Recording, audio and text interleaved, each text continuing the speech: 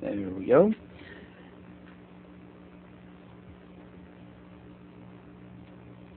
In going through their history and what led them to this point where they were now, God leads them in the crossing as the children of Israel go down into Egypt. They now come up as a numerous and great number of people, several million, anywhere from 2 to 7 million. They go to the Red Sea and they cross the Red Sea on dry ground as God opened up a pathway for them. And they now,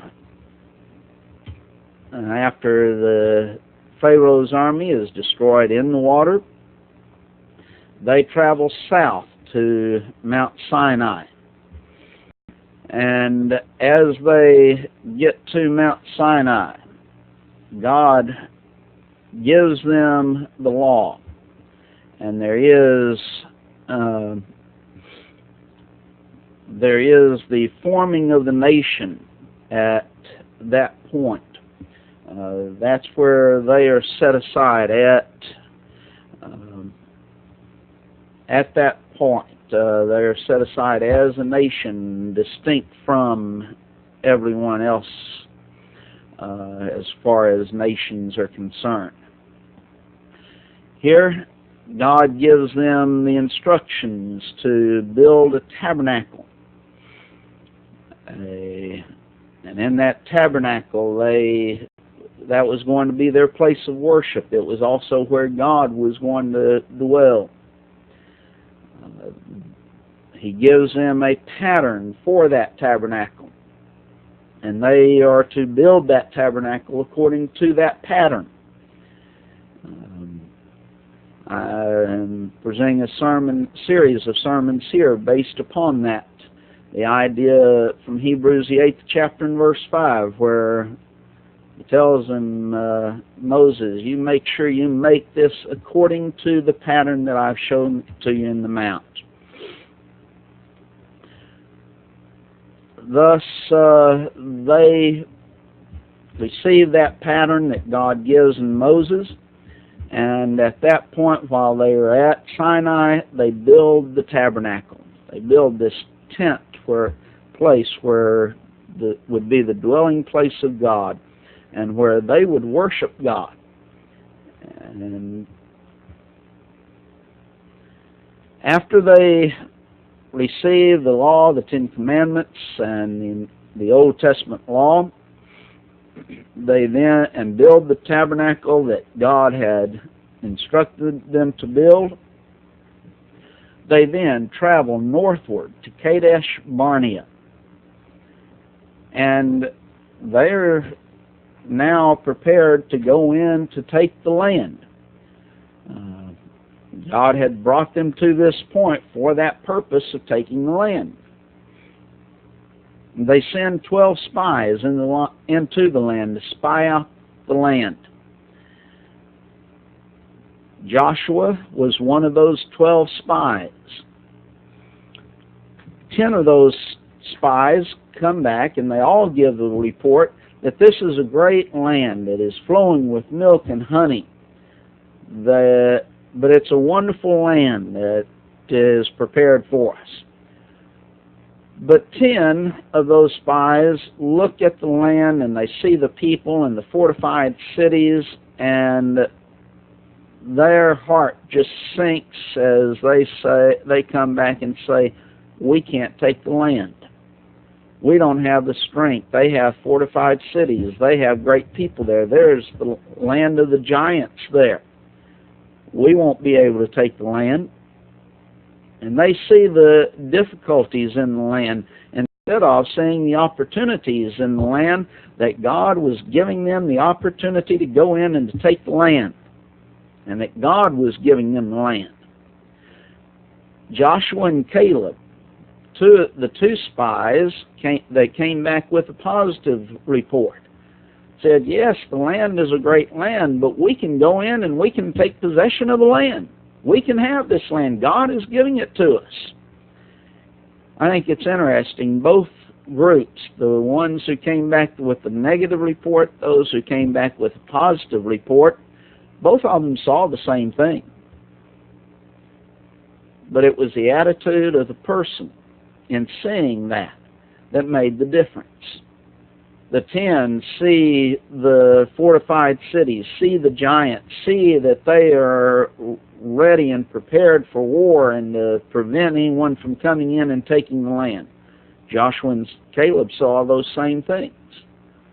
And yet you see two vastly different responses to this. The 10 say, we can't do it. Joshua and Caleb say, we can do it. The people, on the other hand, upon hearing these two reports, their heart sinks, and they believe the negative report. It becomes amazing to me as we see this taking place.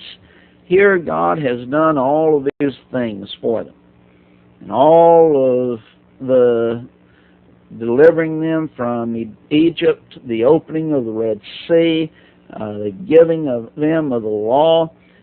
They see His great power and strength, and yet when these 10 come back and say this land is filled with giants, it's filled with fortified cities, we can't take the land. Instead of looking to God and seeing all that God has done, they believe that negative report. That's why Hebrews says they did not enter in because of unbelief. They did not have faith in God. Even though God had given them the testimony, the evidence that was necessary to come to faith, to come to an understanding, we can go in and take the land. They did not have that type of faith. They rejected all of that evidence that was there available to them to know that God was giving them the land. It was theirs, and with His power they would be able to go in and take the land. And they didn't believe it. And thus they were not going to be able to enter in because of their unbelief. Now, a lot of times we get like that as well. We see the obstacles, and those obstacles cause us not to go forward, not to move forward. Just like the people, they saw the obstacles that these 10 gave. The lands, they're giants in the lands, they're fortified in the land. The cities are walled.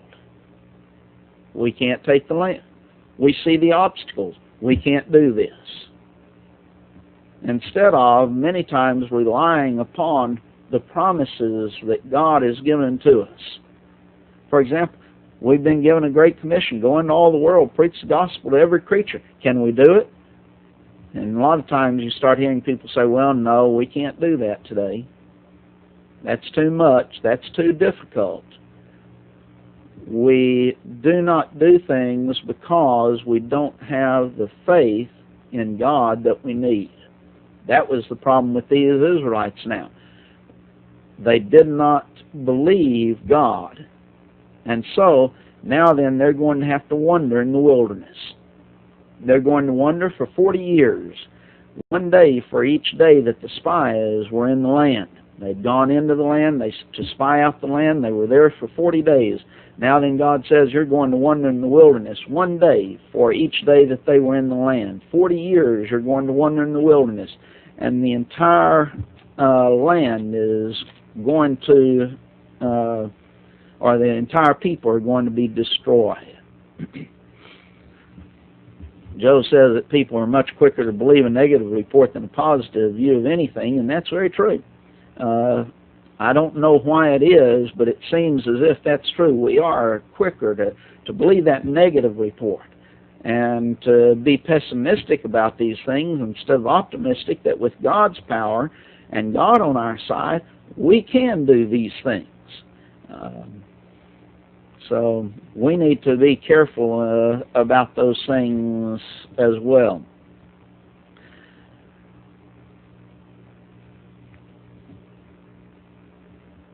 The people now are going to, that entire generation that believed the negative report were going to die out in the land during these 40 years.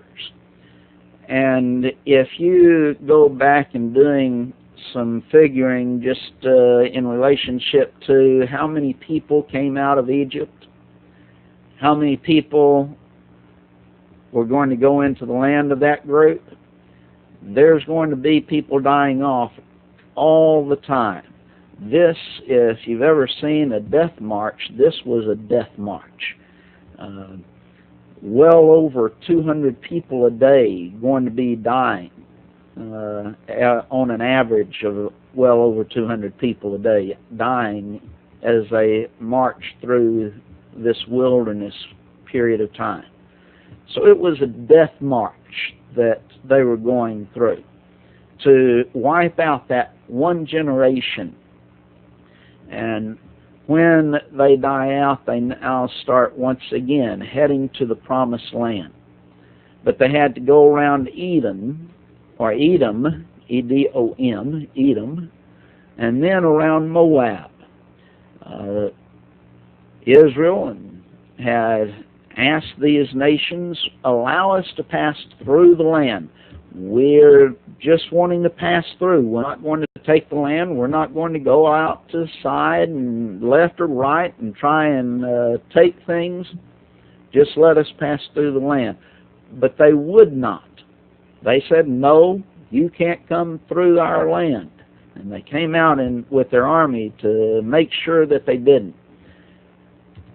God would not allow Israel then to take these two lands of Edom and Moab because they were kin to Israel. The Edomites were descendants of Esau. The Moabites were descendants of Lot. And because of that relationship, God just had Israel go around these nations instead of going on through or even destroying these nations and going on through to the promised land. And so they come northward around the border of Moab and up to the east side of Jordan, where they encounter Sihon. He was the king of the Amorites. And then they encounter Og, who was king of Bashan. And they take those lands that are east of the Jordan River. If you can, I would encourage you to get some Bible maps. Most good Bibles have some good Bible maps, or some maps at the back of the Bibles. I would encourage you to get something a little bit better, some online Bible maps. I know that Jerry Joseph sells some that I'm sure are good. Let's see. Joe asked, do you know how long a time period was from the crossing of the Red Sea to the sending of the 12 spies? I don't remember just offhand, Joe, as to how long a period that was. So I'd have to go back and check and try and remember to do that this week, but I don't recall offhand. Jerry says that one reason could be that people look outward and not upward. They look at what humans can do and not at what God can do, and that's right. We don't trust and rely upon God's power and His promises, and that's what these people, these Israelites, did when they believed the negative report. They just looked at, from a physical standpoint, they very possibly could not have taken the land, but God was with them. God promised, I'll give you the land. Thus, they did not look at what God could do.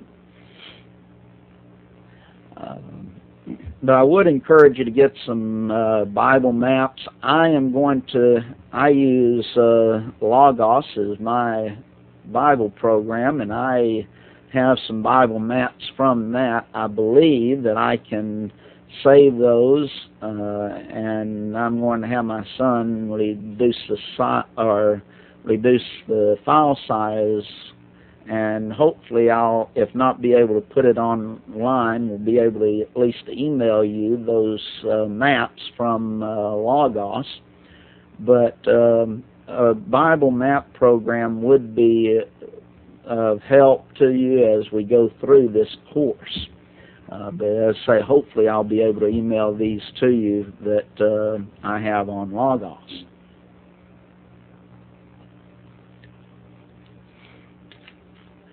Well, now then, they have encountered Sihon and Og, the kings of the Amorites and the king of Bashan, on the east side of Jordan. Reuben, Gad, and half the tribe of Manasseh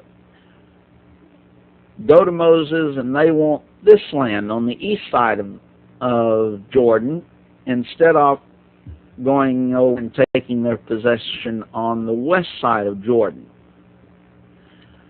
Moses allowed this, but with the condition you have to promise to go in and help the other tribes to take the land. Otherwise, they would not have received that land, but God allows this. Yes, you can have this land on the east side of Jordan, but you have to go in and help your brethren take the land. So now then they come to the Jordan River. Moses dies, and Joshua is appointed leader. And they are now come to the Jordan and are ready to cross over and take possession of the land. Let's look at these last few things, though, in a little bit more detail. As first, they were to take the land. Turn over Numbers, the 33rd chapter, and let's start in verse 50, and we'll go through verse 56. Numbers 33, 50 through 56. The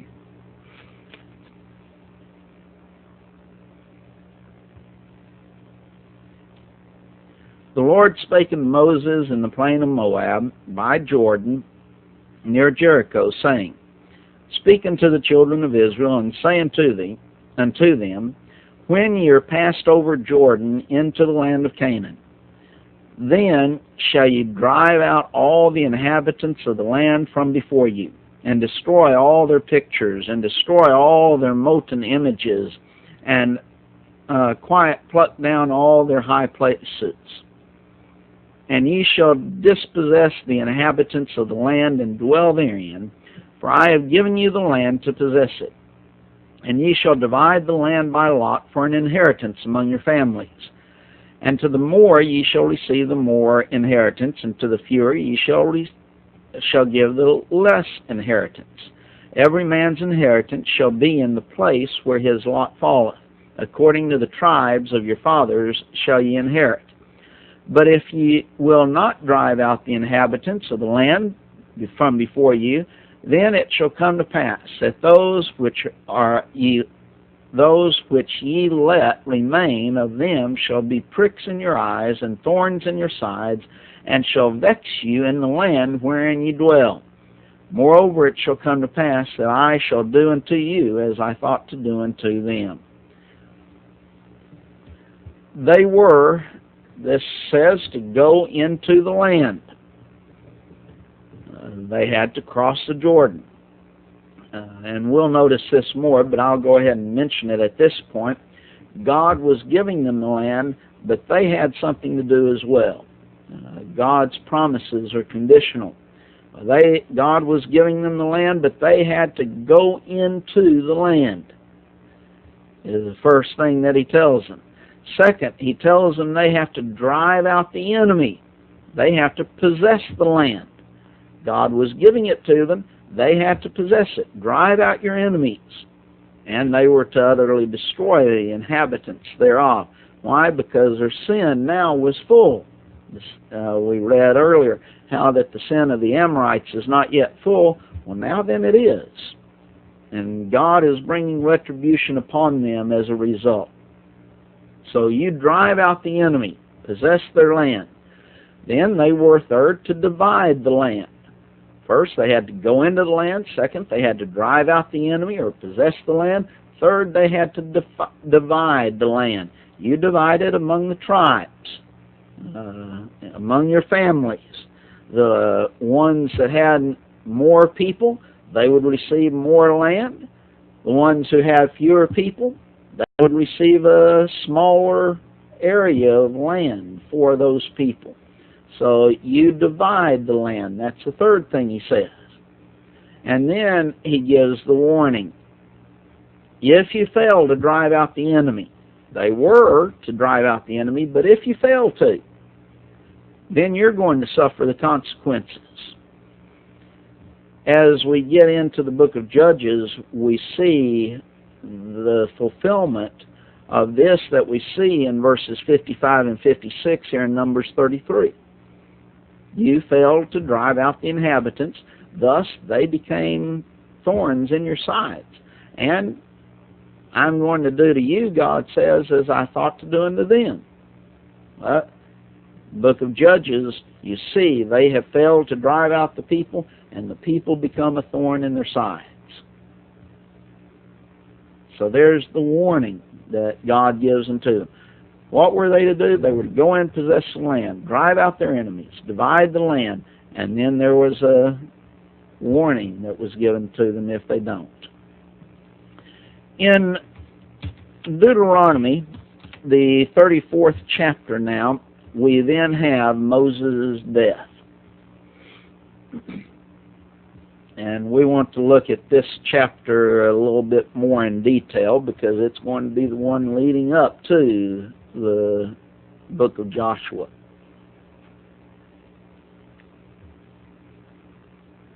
It says, starting in verse 1, that Moses went up from the plains of Moab unto the mountain of Nebo, to the top of Pisgah, and is over against Jericho. That is over against Jericho.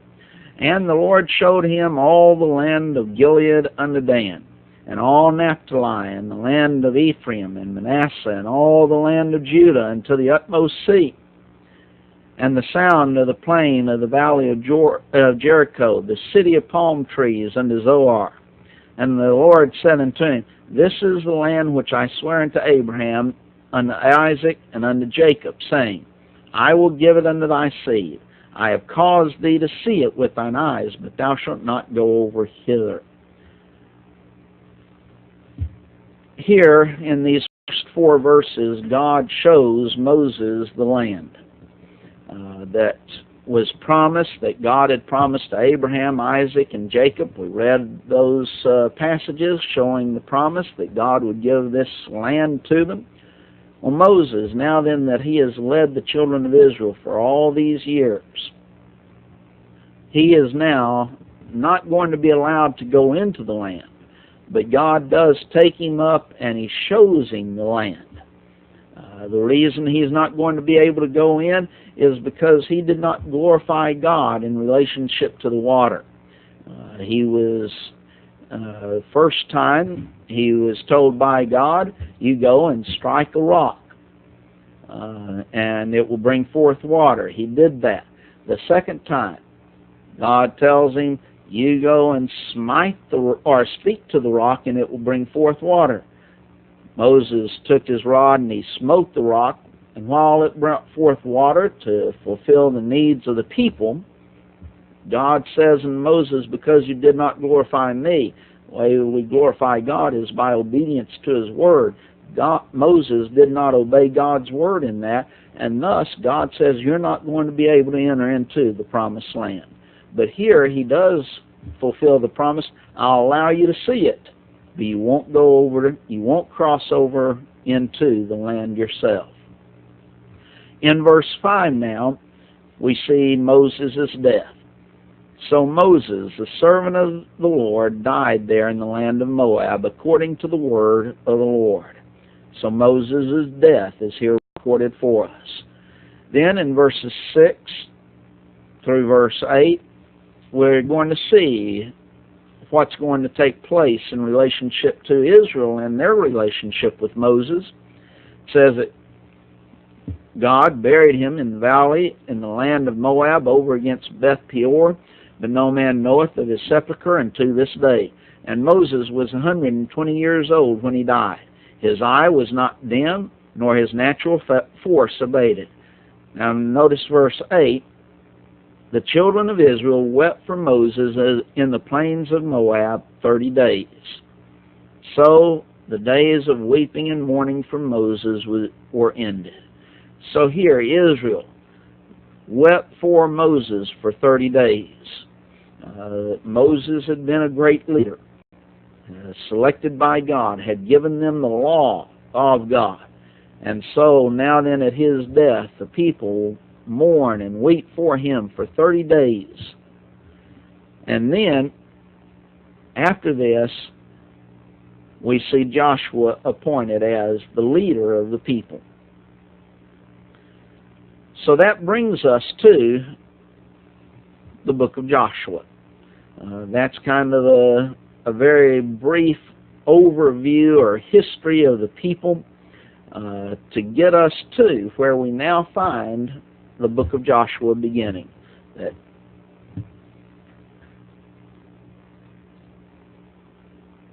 Now then, let's go into the book of Joshua itself, and let's begin studying it. As we said, the first 5 chapters of the book deal with the crossing of the Jordan. The crossing of the Jordan, chapters 1 through 5. The first chapter deals with the commission of Joshua himself. The commission of Joshua. And in the first 2 verses, we see the cause of the Lord continues.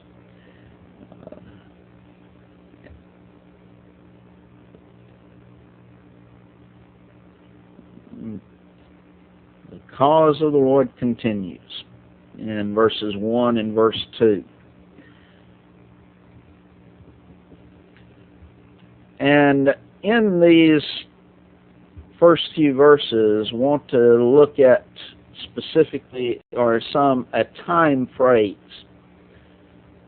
We begin with a time phrase in verse 1. Now after. Now after. We'll come back. Now after the death of Moses, the servant of Jehovah, it came to pass that Jehovah spoke unto Joshua, the son of Nun, Moses' minister, saying, we have the time phrase, now after. That's time phrase is very simply something that you do need to pay attention to. There is something that is now taking place. We have just found and had recorded for us Moses' death. The people weep for Moses for 30 days. Now after this is something that is taking place thus after Moses' death. And what is that? Joshua taking place. In all probability, Joshua took over immediately after Moses' death, led the people even during these 30 days of mourning.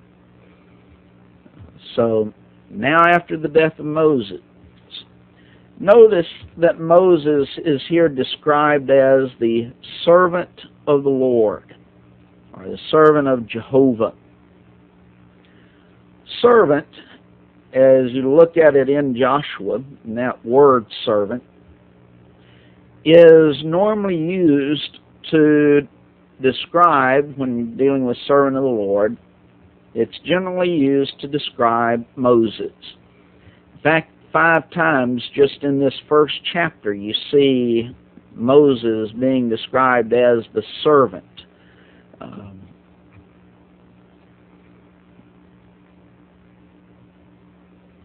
I'm sorry about that. I must have had a glitch in my connection then. But hopefully y'all can get this.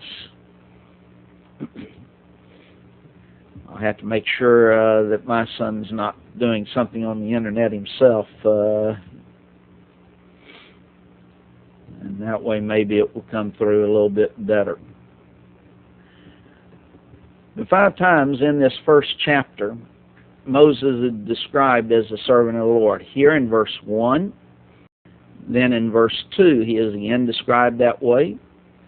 Verse 7, verse 13, verse 15. So 5 times Moses is referred to as the servant of the Lord. Even if the video is freezing, which I see several apparently are having some difficulty along that line, is the audio coming through all right, even if the video freezes every once in a while? Y'all can kind of let me know through the EPOP and I'll go on. But so those 5 times just in this first chapter. But also in chapter 9 and verse 24, he is again described as the servant of the Lord. In chapter 11 and verse 25, or excuse me, chapter 11 and verse 15, he is referred to as his servant. Moses is his servant, which again having reference to the servant of the Lord, or the Lord's servant. Actually, the phrase servant of the Lord appears 21 times in the Old Testament. We find it 6 additional times in the plural, servants of the Lord, making 27 actually total. 17 of those times it refers to Moses. Hopefully, even though it's choppy at times, y'all will be able to understand it and get it.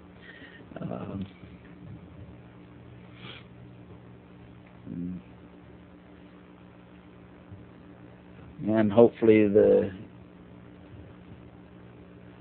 so all of you are having that difficulty, and I'm not sure if there's anything I can do about it right now, but it will be encoded though and on the internet or on the website, so if something is missed, hopefully you can go back and check that out.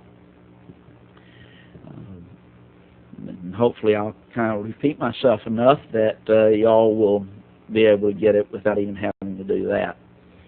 Servant of the Lord appears 21 times in the Old Testament, and 6 additional times in the plural servants.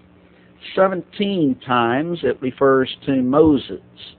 So Moses is generally that one in the Old Testament referred to as the servant of the Lord. Twice it refers to Joshua himself, so 2 times in reference to Joshua, and also 2 times in reference to David. So we also have it once in the New Testament in 2 Timothy 2 and verse 24, where Moses is referred to as the servant of the Lord. But we also start seeing a principle here that every accountable person is either a servant of God or they are a servant of sin and thus of Satan and the devil.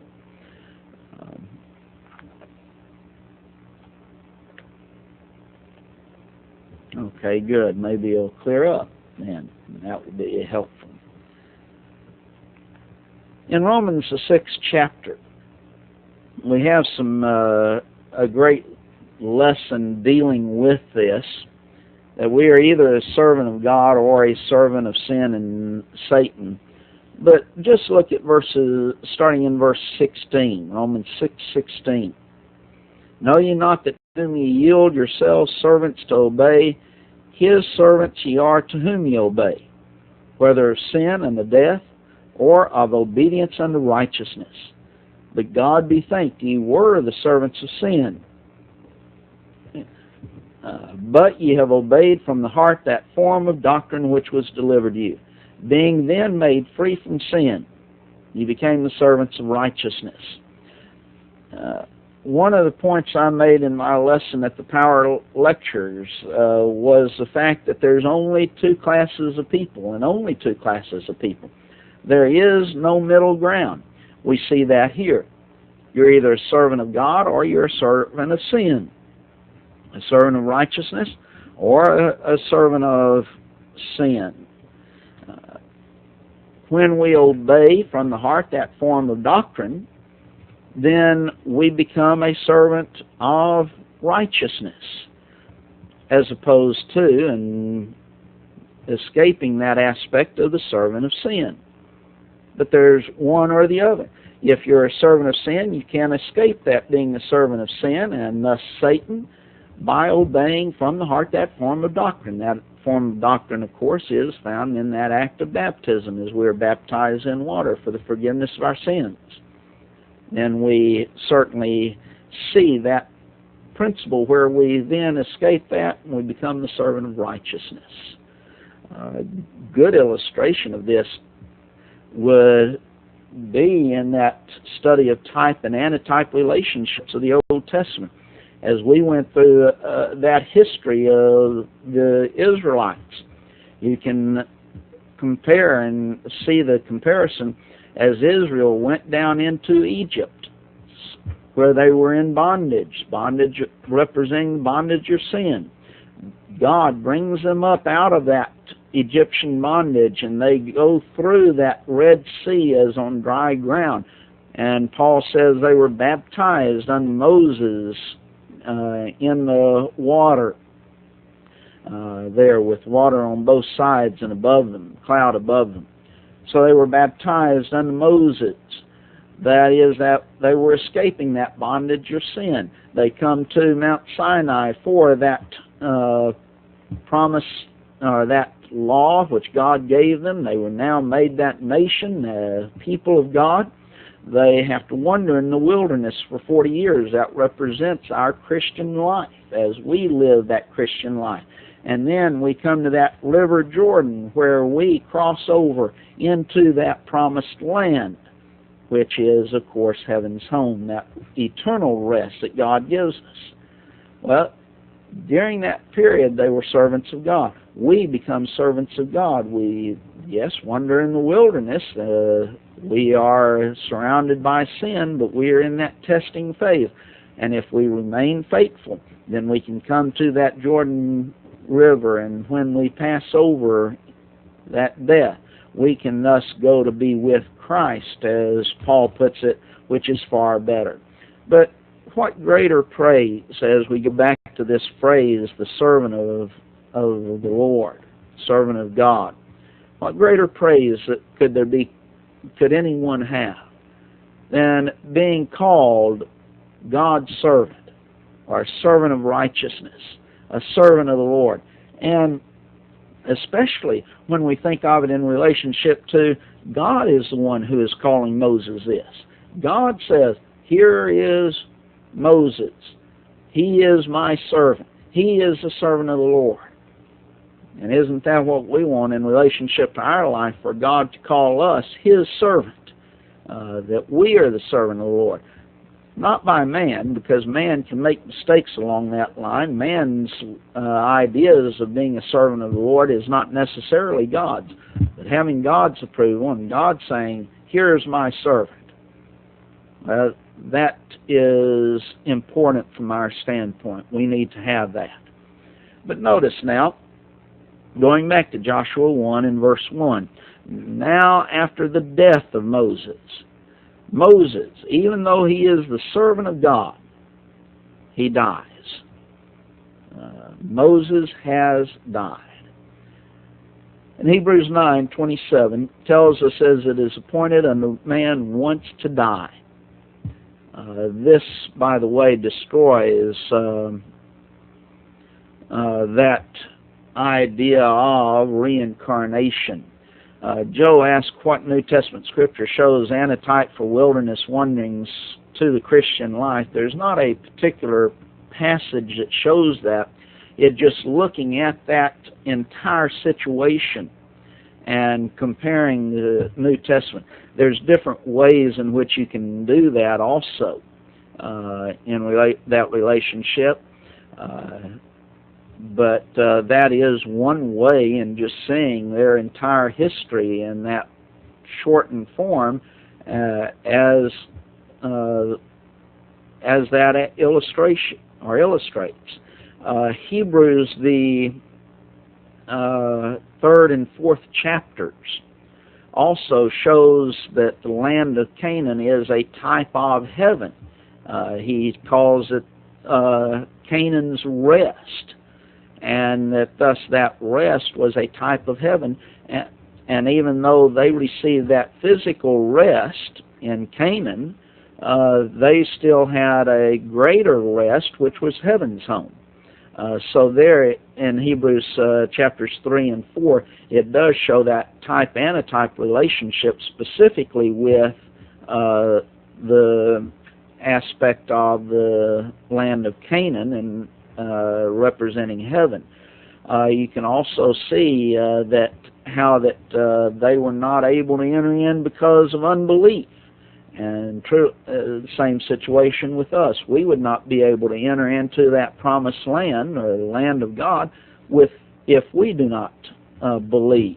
And so there are those aspects of it, even though there's not one specific New Testament scripture that shows type-antitype relationship with the wilderness wanderings. So much, but you have in 1 Corinthians 10, and I think it's verse 2, where it has that they were baptized under Moses, and Hebrews 11:13 through 16 alludes to our earthly journey toward heaven, Howard says. But you have the 1 Corinthians 10 also that says that they were all baptized in Moses and the cloud and in the sea. That's verse 2 of 1 Corinthians 10. Then Hebrews chapters 3 and 4 show that relationship with Canaan and heaven. And so putting these together, it would indicate you start seeing that entirety of that type-antitype relationship. But as far as specifically the wilderness wanderings, I don't remember a specific aspect of that, unless it would be Hebrews the 11th chapter that Howard mentioned.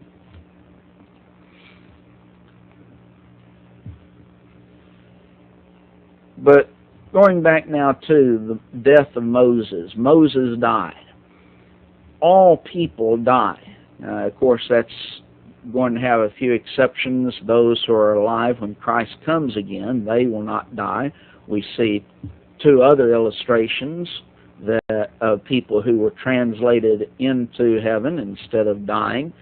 But otherwise, all people have an appointment with death. Moses was remembered as a great servant of Jehovah. When we die, how are we going to be remembered? What are people going to put, maybe not on our actual tombstone, because that's not always accurate as to what people remember when we die, but what is the epitaph of our life? What are they going to remember about our life? Are they going to remember, here's someone who was a servant of God.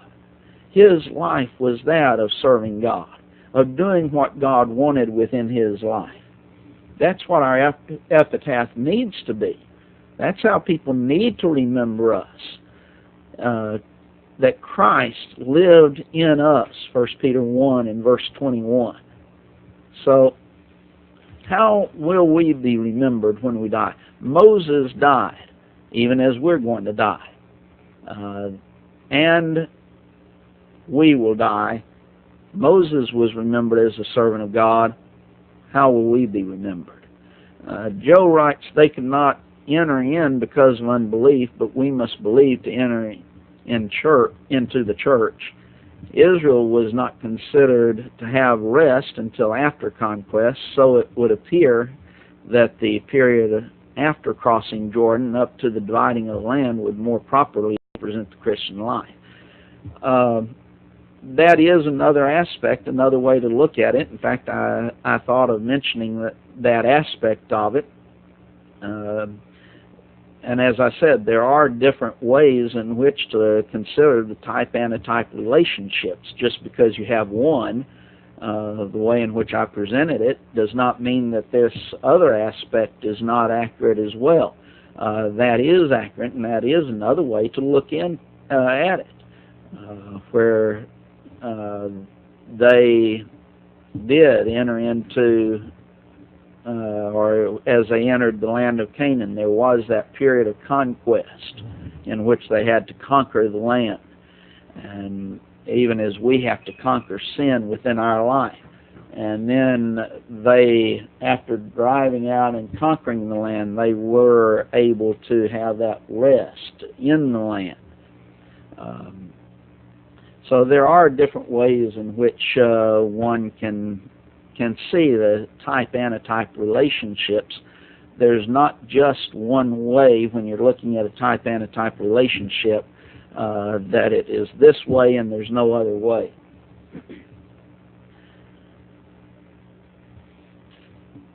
Going back now to Joshua 1 and verse 1, Moses, the servant of Jehovah, has died.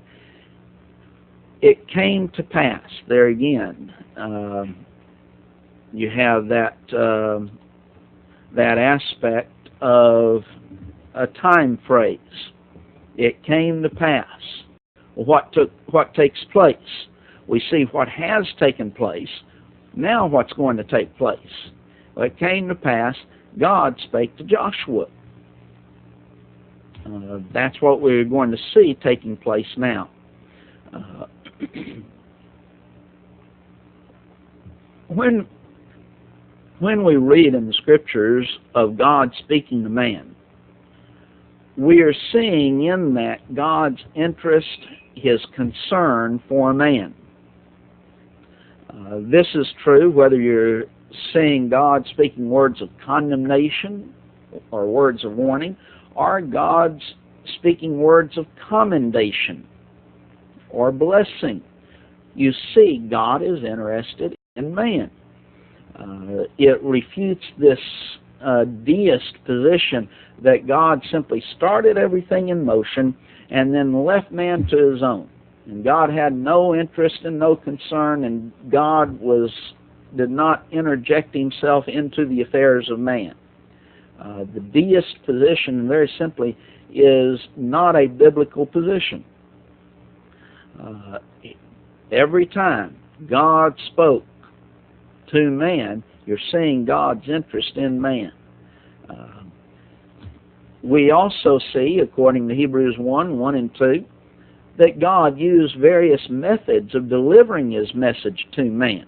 God hath spoken is the basic idea in Hebrews 1 and 2. God has spoken. He's spoken in times past in various ways and means. In times, God, in divers manners and various ways, spake in times past unto the fathers and by the prophets. But today He's speaking to us through His Son, whom He hath appointed heir of all things, by whom also He made the world. So He used various methods in that delivering of His message to man.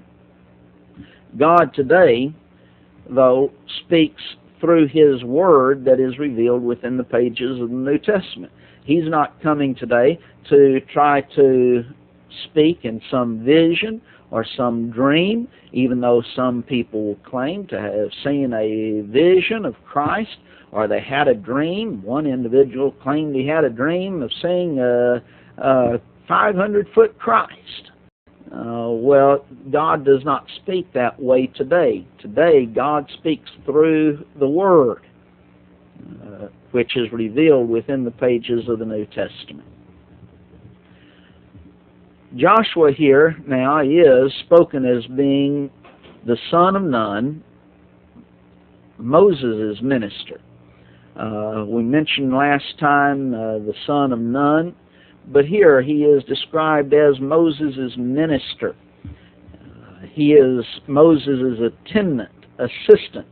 He's Moses' servant. And we really don't have time to go into it because I see that our time is up for this hour. So we'll begin at this point in in verse 1, Lord willing, next week. If And I'll stay on for a little bit, and if you have any questions or comments, then try and take care of that. But at this point in time, I'll go ahead and stop the encoding process. And hopefully, if you missed parts of it, you can go back and get it online.